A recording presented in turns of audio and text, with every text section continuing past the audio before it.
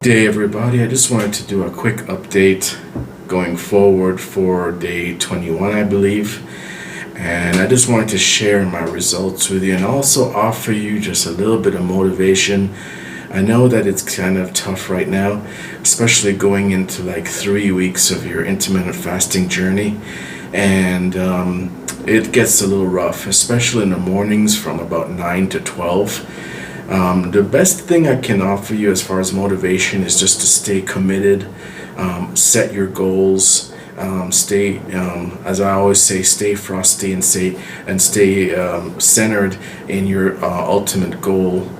Set a short-term goal of even 7 pounds in the first 10 days, like I did, which I was able to accomplish. Then I'm jumping to the next goal, which is going to be to drop down to 219 by the end of January.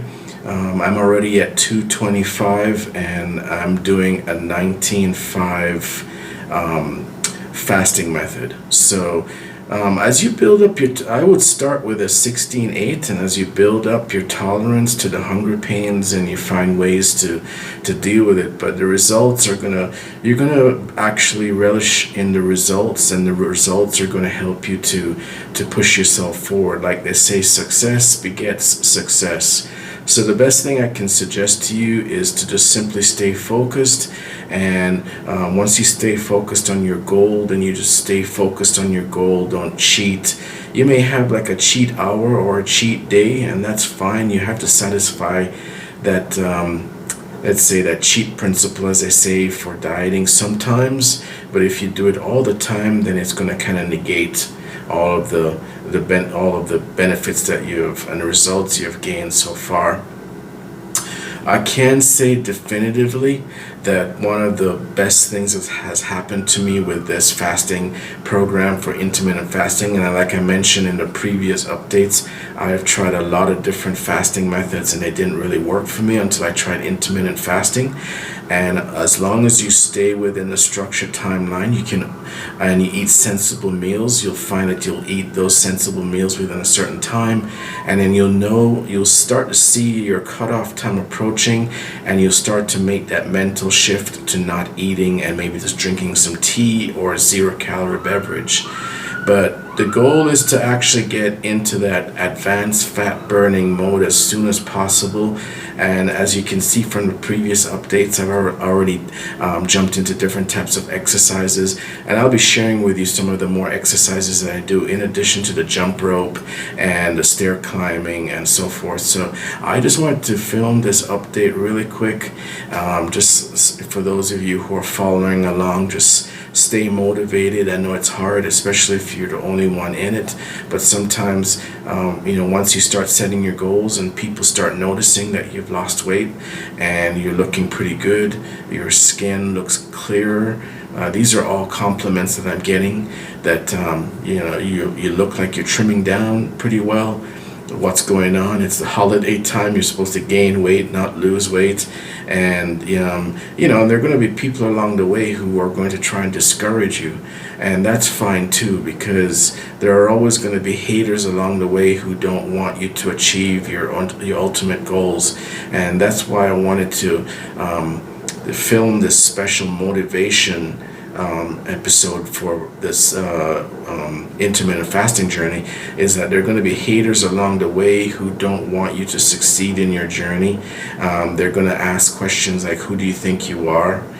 They're going to imply it to you, that who do you think you are losing weight, especially if you're unfortunately, especially if you're in a relationship. They may feel threatened by you losing weight, and it can not result in the exact result that you wanted. Sometimes you don't get the flattery that you want, but you have to motivate yourself and stay in that zone. So whatever results you get, that would be the flattery unto yourself. Don't look to other people for flattery. If you do get it from other people and you get congratulations, that's great, but there are going to be haters along the way who are going to tell you, what are you thinking? Are you hurting yourself? And if you do it safely under the guidance of your primary primary care physician or licensed dietitian.